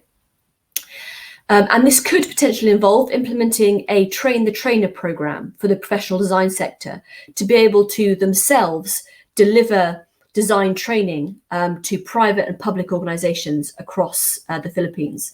So this way you're creating a pool of designers who are able and perhaps accredited and are able to and are competent in delivering this kind of capacity building and high high quality interventions to different kinds of stakeholders. Then also, as Rich mentioned previously, potentially creating a design directory so that there is, it's easier to matchmake companies with designers and look at the different kinds of portfolios that they might have. And this is something that, I understand is potentially already in the pipeline. Then looking at the public sector, again, linked to this capacity building initiative, design thinking training for aspiring directors. So how can we get senior members of government to realise that we need to take a more user-centred approach to public service and public policy development and get them involved in sort of more creative public consultation and thinking more creatively about policy development. And as I mentioned previously, one of the ways of doing this could potentially be through a policy lab. And that might initially be an experiment, a prototype in one government department. But then there might be a network of policy labs across different central government departments. So, for example, in the UK, the first policy lab was established in the Cabinet Office in 2014. And now there are about 10 policy labs in central government in the UK. There are around 200 policy labs across the world, about 60 in Europe. So this is something that really is sort of taking government by storm. How can we take a more user-centered approach to public policy and public policy and public service development? So that gives you a little bit of a flavour of some of the recommendations that have come out of the design policy workshops. And as I said, we're now in the process of merging those findings with the findings from the other elements of the research. And we are really keen, as I said, to validate these emerging recommendations with you. So there'll be a chance as part of the follow-up for this, for that to happen. But I think for now, that's enough for me. And I have thoroughly enjoyed being part of this project. I've been blown away by the energy that people have had. And I'm really excited to see this through to the next stage. So thank you very much. And I think we've got some questions.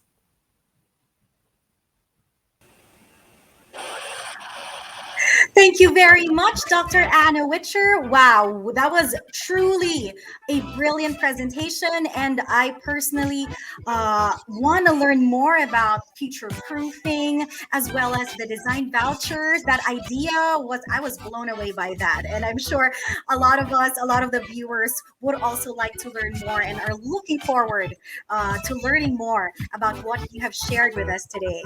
And so, you know, we may have just finished the presentation for our last speaker, but this day is far from over. And now I would like to invite all of our speakers back here on our virtual stage, along with one more friend to join in the conversation. So for those of you who have been tuning in live on Facebook, as well as Kumu, and via our Zoom, right now, this is the time where we're going to be answering your questions, along with someone special. She is the Executive Director of the Design Center of the Philippines and has over 2 decades of experience spearheading programs that have been instrumental in transforming industries, also have become international development templates, particularly in the areas of design and branding.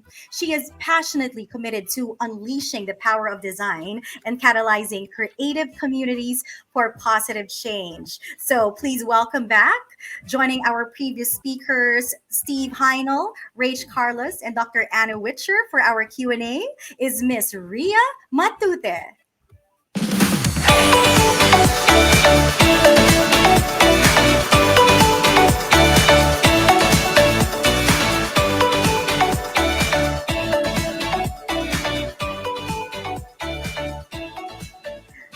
Hello, everyone. Hi.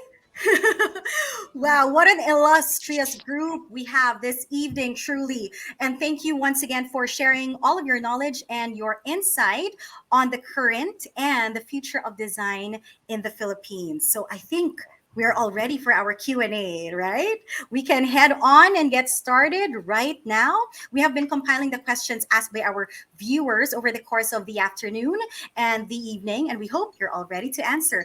We're going to be starting with Dr. Anna Witcher.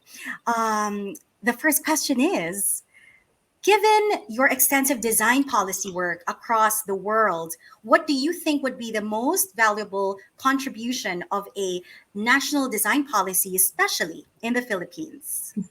Well, it's a great question. I think one of the key things that we should focus on is trying to change the mindset of people. So whether that's people in the public sector, people in the private sector, in education, and of course, crucially, in society. So how can we encourage various stakeholders to realize that they need to take a more user-centered approach to the way they work? And I think that that's particularly relevant in government. And as I said before, government really should be leading by example, because when governments make digital public services really user-centered, it sets a really high bar for the rest of society, for businesses, etc. So the public starts to demand more user-centered solutions. So I think that the public sector has a huge role to play in ensuring that this more agile and user-centered and design-led mindset gets infused in society. Thank you very much for that. And I'm sure the DTI Design Center will be key in terms of collaborating the public sector for this and making sure that the government is going to be supportive of the economic future of design that we have here in the Philippines. And so I'm going to drive the next question for Steve. Steve Hignell, hi.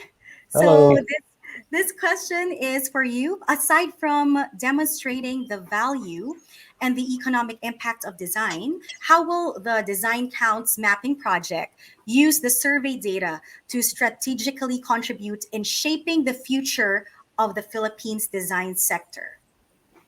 Again, that's another great question.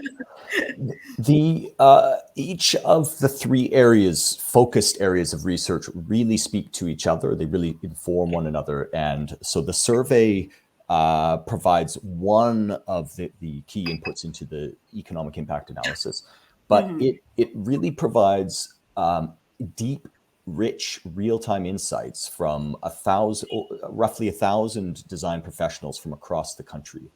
So that information is being used to inform the mapping. It's being used to inform the policy making. It's helpful for a variety of reasons around the area-based situationers and the case studies as well. It provides crucial information for the development of the national policy. And when you can demonstrate that 1,000 people have contributed to the survey, insights from across the country, you really generate that sort of broad, inclusive and accessible form of engagement with the design economy and the design community.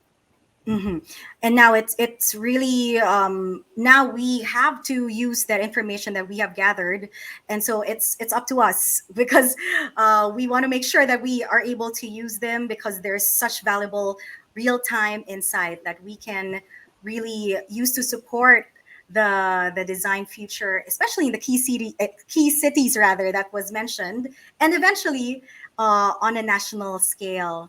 Thank you for sharing that, Steve. We have a question for Rach. Hi, Rach. So this is okay. So it's amazing. It starts off with, it's amazing that the Design Counts initiative involved the regions or cities beyond the Great Wall of Metro Manila, as what some people call it. So how do you think the regional case studies of the Design Counts mapping will contribute in formulating a national design policy, as well as programs and plans that are localized, inclusive, and well-grounded? Thanks for your question. I think the regional case studies would help give the peculiarities in each area. Again, what I shared were abstracted, were the main ideas for all of the cities. But of course, there would be peculiarities in each area. And I think the case studies would have a great info on that. So at least the design champions in each areas were identified. The design sector focus was also different from each areas. Like Baguio would be more focused on object making. Some other cities would have another focus. And also the specific challenges in each area were also identified. So I guess the context was brought about in those area workshops, which should be considered in the implementation of the design policy. Thank you very much, Rach. Now we have for Miss Rhea. So this is also about the design counts mapping research. How can design counts mapping research and the formulation of the first national design policy help businesses and the economy? I think, just jumping into what Rach and everyone has shared, what was that? The user-centered approach and design-led approach to the analysis of what design can contribute. So a lot of it is also localized.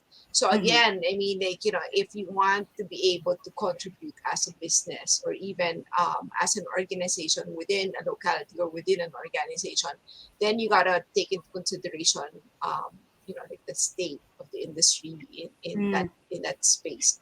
So everything is local.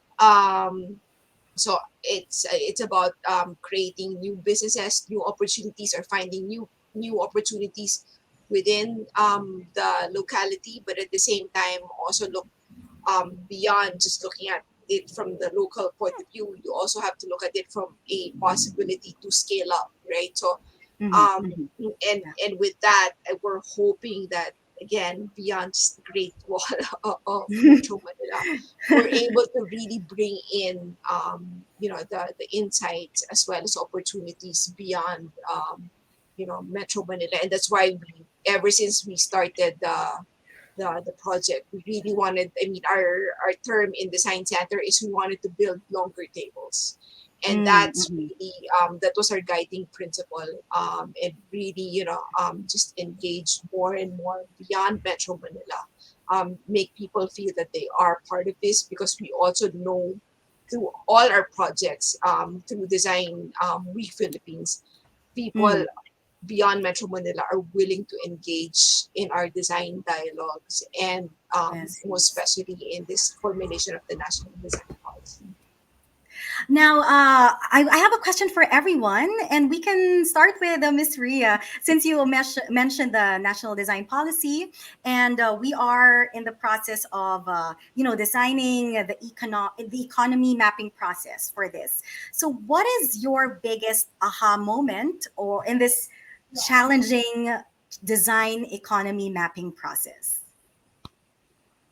I guess the biggest aha moment also started at the beginning of the process, about just trying to nail down a single definition of design, which, I mean, like from the very beginning, it's actually been a challenge, because it's so, we use design as a word. I mean, like for decades, and and you never have the chance to pause and think that, maybe my definition of design is completely different from another person sitting right beside you. So I think, I mean, like from at the very first step that we took in this research, just the basic principle of finding a single definition of design was already a challenge. A challenge, exactly. And I believe Rach also shared this earlier. This was something that you encountered when you were doing the case studies as well. So was this also your biggest challenge, or do you also have other aha moments to share as you were going through this this mapping process?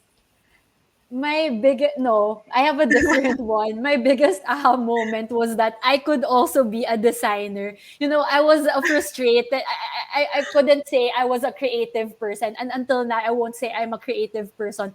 But I guess even if I'm not a creative person, I could be a designer, especially in my field that is not really in a design industry. Research and strategy is not really a design industry. But my aha moment was that, hey, even if I'm not in a design industry, I could still be a design person in my own field. Yes, actually, it's wonderful that you mentioned that. And this was something that you mentioned earlier in your presentation also, as well as Congressman Toff de Venecia, that most of the time we think that the design economy or this is just for the creative sector. And we have to realize that we can all be a part of it. And also Dr. Anna Witcher was able to share it in her presentation as well. And so even I agree with you. I was also that could also be an aha moment for me as well. Now, Dr. Anna Witcher, can I ask you the same question as well? What was your biggest aha moment or challenge in designing in the design economy mapping process? Well, I think the first thing for me to say is that I have really, really enjoyed being part of this project. It's really opened my eyes to design in different contexts. And I think for me, the biggest challenge is trying to get as many stakeholders involved in this research as possible. Mm-hmm. So we want, of course, this to be representative. We want to practice what we preach and take, as Rachel said, take a design approach to developing the research and developing the policy recommendations. And we wanted to involve as many people as possible in this, and taking the kind of area-based approach has been really positive. So how can we galvanize a large number of stakeholders to get involved in this? That was kind of my big moment. Mm-hmm. And I think that also we have a follow-up question for you, but I think you were able to answer that already, because the question is, why is it important for government and policymakers to integrate design in policy development? Do you have anything more to add to that? Why is it important? I think sometimes government can be too bureaucratic. It can be very lengthy processes for developing policies. And there's lots of tick box exercises, particularly around public consultation. I think public consultation can be very traditional. And I think there's a real need to think differently about how we engage the public. Mm-hmm. And this is a really crucial part of design. It's exactly what design is all about, being user-centered. So I'd like to kind of challenge the public sector to experiment with taking a design approach to future policy and service development. Thank you very much for that. And I do hope we accept that challenge in the near future.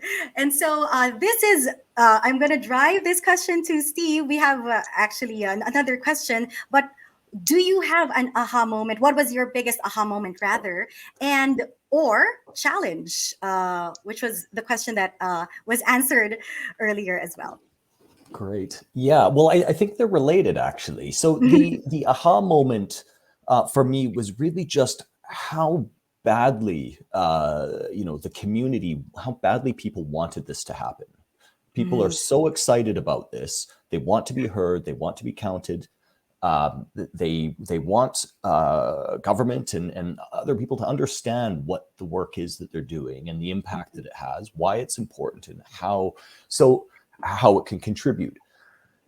So the goodwill, the momentum, the initiative behind that, I think, is really powerful. It's really exciting, and for us, that was also very motivating as well. Yeah. I think the challenge as well, is probably related to that. Is that this is a very, and it's related to the other comments that my colleagues have made about defining the sector and so forth, is getting the data, getting the information. And, in order to collect information about something, you need a clear scope, you need a clear definition for what that is. And the other challenge is that this data, it has previously not been done. So it was always going to be very difficult in any circumstance where you're researching something that hasn't been done before. So you're identifying data sources in a sector that is harder to define, or I shouldn't say a sector, in an ecosystem that's harder to define. So getting those things done, I think moving forward it is actually really exciting, because now these things have been mapped, the challenges have been identified, things have been scoped and defined. So moving forward, and the sector, the community and the design ecosystem is aware and understands the value and has bought into it, it's only going to get easier and easier moving forward in terms of data collection. I shouldn't say in execution in every other aspect. There's a lot more work to be done. We're all aware of that.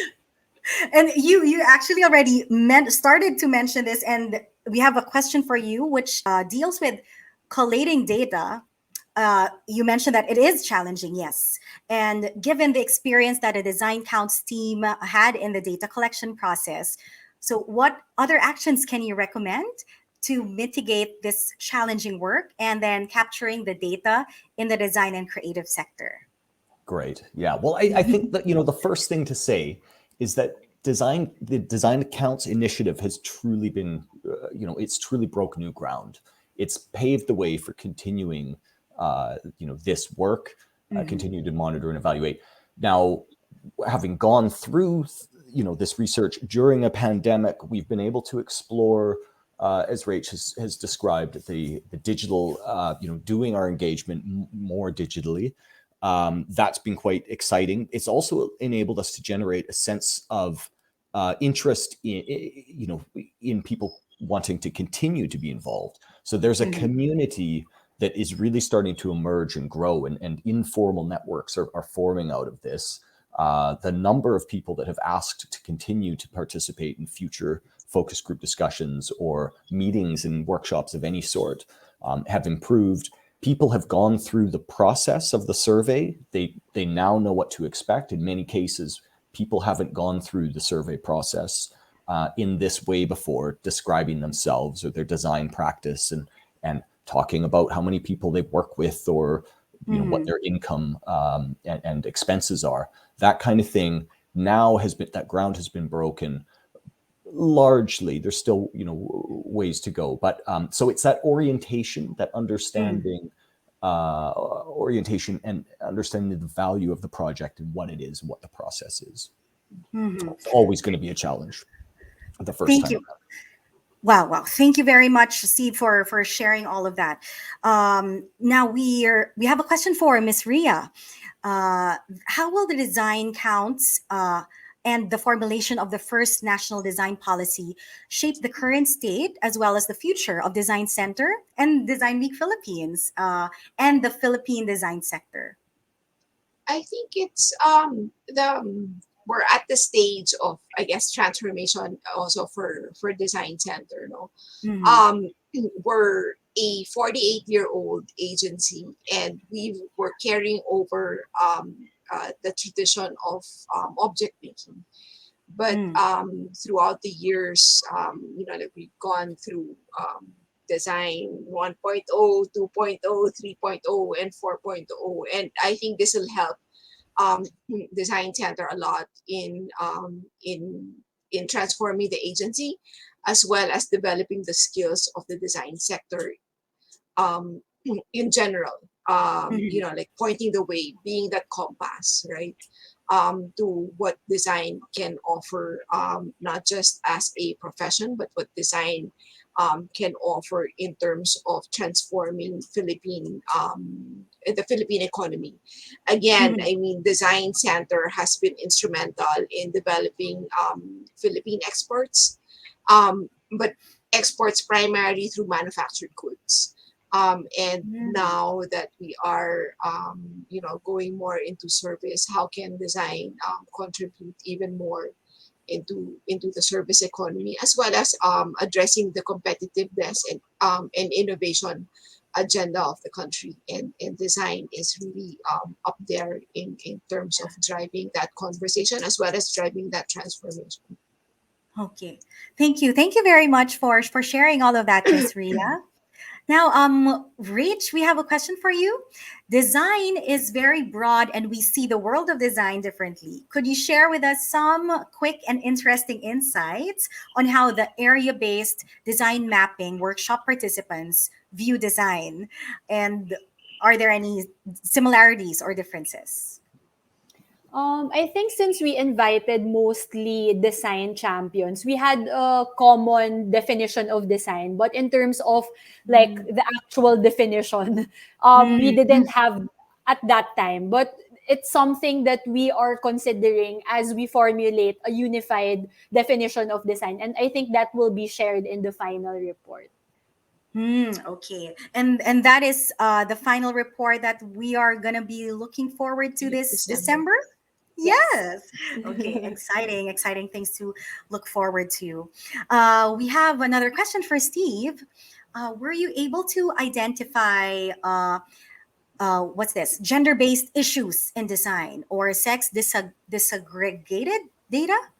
Did I say that correctly? Yes, yeah, Yes. great. Yeah, so we're actually very pleased with the gender the representation that we've had on the survey. 50% women. Now, 56. we have, in terms of disaggregating the data or sort of cross-tabulating the data, there's only so far that we can go until we start to lose confidence in the numbers. So that has limited our ability to do a total sort of gender analysis on that. And that's simply because the number of responses decrease every time you divide up the data or cross-tabulate the data in that sense. So it's currently showing kind of mixed views. There's nothing really standing out in that regard, but it is a priority area that we're looking at, and we're seeing if there are other ways to get at that information. Okay, thank you for sharing that and clarifying that for everyone. Now we have a question from Axel Joseph, and I believe this is for everyone, but we can start with Dr. Anna Witcher for this question. How will the establishment of a national design identify or affect the business sector, such as SMEs? Oh, just a reminder, Dr. Anna, to unmute as well. Sorry. So, how a national design policy will help SMEs? Yes. Well, the idea is it should help in multiple ways. So, at a very practical level, we really hope that we will be able to, as I said, integrate design into different innovation programs. But also potentially there might be a specific design support program, like a voucher scheme or a mentoring scheme. So SMEs could directly benefit from those kind of programs. But also more broadly, they'll be able to access wider support. So for example, capacity building in design, so actually training their own staff in design thinking as part of, for example, the Design Thinking Academy or wider training initiatives. And then hopefully the employees of the SMEs will start to value design because they will hopefully be exposed to a range of other initiatives, like, for example, the National Design Campaign, and also potentially being actively involved in the thematic challenges, which use design to solve, real problems and real issues that people are facing. So the idea is they should have lots of exposure and experience in design. And then they should also be able to, as I said, access some very practical support. So the key thing is that there'll be multiple different avenues for them to gain support. Thank you very much, Dr. Anna. And I would like to give the question to Ms. Rhea. The same question: how will the establishment of a national design identity affect the business sector, such as SMEs? In terms of the national design identity, it will definitely help provide a unique voice to Philippine MSMEs. when they develop their solutions, not just in terms of products, but even like in terms of communication or even creating new systems, right? Yes. And understanding that we as a people can see things in a very unique way, and therefore through our point of view, through our perspective, through our unique national design identity, then we can provide a new way of seeing things, a new way of resolving or providing solutions into what I guess what Anna mentioned earlier would be the sticky problems, no? The bigger social problems. And I know there are already in one of the workshops that we did with Dr. Anna, I know there are already like discussions as well as researches being done in terms of you know identifying the unique Filipino values in terms of how we see like we interact with one another, and using that as a definite strength in our design thinking process.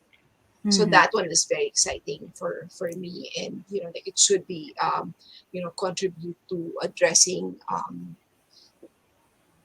pain points for the SME sector. Yes. Thank you very much, Miss Rhea. Now, Rach, what do you think of the question? How can this affect the business sector, such as SMEs, having the national design identity? I think it will provide a direction for them. I always think when I saw this question, I thought about the Danish design ladder, which was reminded to us by Miss Ray a lot of times. So I couldn't stress enough about this, and I think that will also guide MSMEs to think design not just on the aesthetics level, but to think about design in a culture, in a process level, in a strategic level, and all of those can be contextualized in how Filipinos should view it. So yeah, I think that will provide a good direction for businesses. Thank you, Rach. I have a follow-up question for you since we have you here right now. Is Bayan Academy and the DCP open for collaboration with state universities as well, like training, internship? What can you share with us? Yes, of course. DCP and Bayan Academy are very open for collaborations as much as the other networks also in the design economy. I think we just have to link everyone. I think the platform, the directory will The help directory. in getting leads on where to get trainings and internships and other support programs related to design. Thank you. Thank you very much. Okay, so collaborate, everybody. And then now we have a question for you, Steve. This is from Joachim Cordero. How many years do you think will it take to fully adapt the design policies if we are going to implement it, given the initial results of the studies? This is for you, Steve, and then I'm going to ask the same question for Miss Rhea. Great question. It's about putting words into action, isn't it? I think one thing to look at is that design doesn't stand still. It's constantly evolving. It is innovating. It's moving forward. So when one initiative might come to completion or achieve completion, you're constantly moving to the next. So I think it's kind of a how long is a ball of string? It's perhaps a never-ending process. But that said, as we're developing the recommendations, as we're developing the outputs from this research, we are very much looking at the short term, the medium term, and the long term. So there will be some elements that can be very quickly implemented. We're looking for quick wins. We do need to keep momentum. We do need to show that the hard work that people are putting into this is going to result in immediate sort of successes. We can't only build towards the long term. So there will be that short, medium, and long-term approach. that even when we get to that long term, we'll still be, or, there will still need to be new policies and new initiatives developed going forward. Yes, yes. As we continue to grow forward, move forward, and I'm sure that we also have things to look forward to eventually. And Miss Rhea, do you have anything to add to that? Yeah, well, no, I agree with Steve about having small, short, medium, and long term goals. But in terms of our plan to have a national design policy, we'll have a time frame of like every 5 years to develop a national design policy and then check back on it, and then like, just so that there's going to be a phasing, and it will be constantly evolutionary in terms of the development. Now that we're doing the baseline, we also want to be able to ensure that we're constantly growing and moving forward in our ambitions for the Philippine design economy. Thank you very much for sharing that, Ms. Rhea. And so this is something for everyone once again to answer. And a final question, in fact, from one of our audience members. What are the exciting things that the Philippine Design Nation should look forward to the next time we meet for the grand reveal of the final Design Counts report? Yes. So I think, can we start with Steve? What are the exciting things that we can look forward to this December? I think there's going to be lots of exciting things to look forward to. I'll focus on one element of it because I think the whole thing is going to be very exciting. But we can look forward to getting some hard economic statistics, hard economic figures that the sector or the community, the design ecosystem can use in advancing its advocacy, advancing what it needs, its communication with government and with the media and with anybody and everybody to show that design is a real driver of growth. It's a real opportunity. It's something that your children, that you can be proud of, that your children can be proud of. This is a career opportunity. It creates jobs. It creates growth. It contributes to the economy. And having that down on paper has been one of the key ways that the design economy in other markets has really been able to open doors and make that next step towards its development. Thank you very much. Looking forward to that, Steve. And so next, same question for Rich. Yes, make sure that you're okay, sorry. I think they should look forward to action. I mean, once we've presented the data, the real work begins. So they should be ready to work with DCP because there is a lot to do after this. So I think that's that. Thank you very much, Rach. Now, Dr. Anna Witcher, do you have any exciting things that you would like to share that we can look forward to this December? Well, I think from my perspective, I'm really excited to see what the reaction is of the government stakeholders, because as I said, they are a really crucial part of this.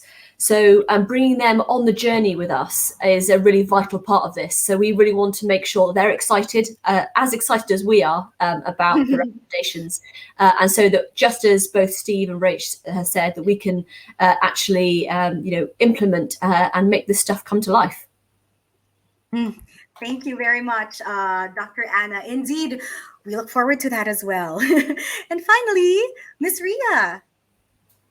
Well, for me, what I'm excited about is like I'm hoping people will find themselves in the report. I mean, like see themselves in the report. I mean, this is really what we, again, from the very beginning, we really wanted to make sure that we develop a very inclusive program, plan, and we're hoping that people that were involved or people that were represented see themselves in the report and see how they can contribute.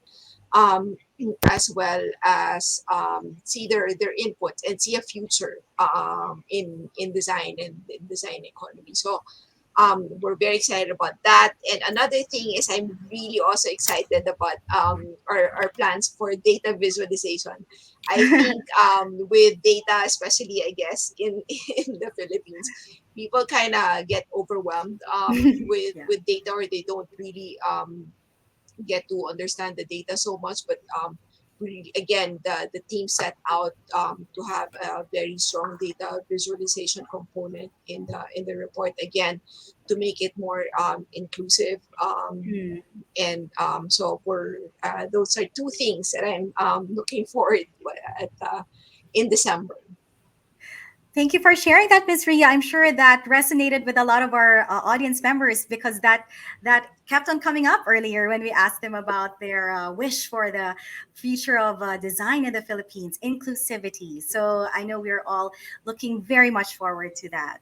Thank you once again to all of your questions. And as much as we want to answer all of them, that's all the time we have for today. It has been a pleasure speaking with all of you today, and I hope that we get to see some positive action come out of this discussion and that we will be able to see each other again as we forge the future of design together. Now, before we go, let's all have a photo op. Would it be okay for everyone? No, we're going to give everyone about 5 seconds so that we can all smile for the camera. Okay? So, here we go. 5, 4, 3, 2, 1. Thank you very much for that. And once again, thank you, everyone. And we hope that we can all forge a beautiful and a successful Philippine design economy in the future. So thank you once again to all of our speakers. It has been a pleasure. And for those of you who have messaged, thank you, and who have joined us this evening, thank you very much for joining us since 5 o'clock. So once again, we hope that you received a lot of very useful information. Once again, thank you to all of our speakers, Dr. Anna Witcher. Thank you, Steve. Thank you, Rach. And of course, thank you, Miss Rhea. Bye. See you soon. Wow, that was amazing. Okay. Thank you very much once again. And for our audience members, especially those who have been joining us live via Zoom, we would like to remind you to answer our feedback form. And to give us some feedback, you can simply scan the QR code that you are now seeing on your screens right now. So this will really help us out. And remember that as members of our design community, your opinion matters. So remember to fill out the feedback form. There you go. Scan the QR code. And I hope everyone in the audience learned something new from today's discussion. I personally learned a lot, and especially about the scope and the power of design. And I learned that no matter what you do, design is always a big part of our daily lives. Okay? So, by the way, this is just the beginning, everybody. Once again, we are just getting started. We're only on our first day of Design Week. We have an entire week of talks, workshops, and master classes waiting for you. So head over to the Design Center social media pages if you would like to know more. That is DTI, or Design Center of the Philippines. You can access that via Facebook and Instagram, and you can go to the website as well. Now, before I go, let me once again say thank you to all of our partners. The Design Center and Design Week Philippines would like to thank the Department of Trade and Industry, our festival co-curator, Fringe Manila and Pineapple Lab, our international partner, British Council. Thank you, our creative media partner, Adobo Magazine, our live stream partner, Kumu, our design partner, Canva, and our program partners, NASA Space Apps Philippines and AHAF, Fame Plus, Wensalito Architects, University of Cebu Animation, UXPH, Life After Breakfast PH, Maticub, Robbins Design Center, Philippine International Comics Online Festival, Comiket, Design Davao Society, Architecture Design de Oro, and Cagayan de Oro Design Week. And of course, we would like to thank you, our audience members. Wow, thank you so much for joining us today. And this is just the first day of Design Week Philippines as we usher in a new era of Philippine design. Remember to tag us with your posts using the hashtag Design Week PH 2021. Once again, thank you very much, everyone, for joining us. And we will see you all tomorrow for our next design talk, Investing in Design. I am Kaki Teodoro. See you all there. Bye, everyone.